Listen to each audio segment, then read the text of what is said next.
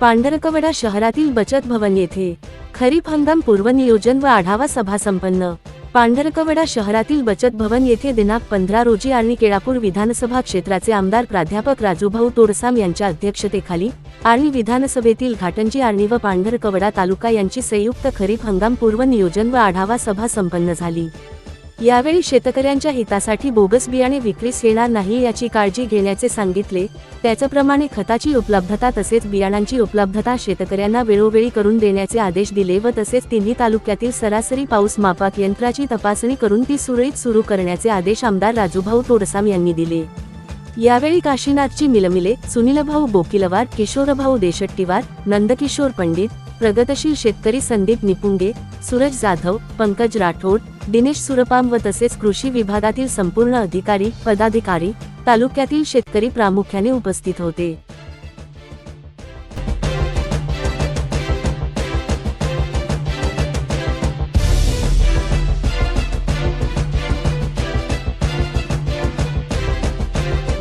बातम्यांशी update राहण्याकरिता आजच आमच्या चॅनलला सबस्क्राइब करा आणि बेल आयकॉनवर क्लिक करा।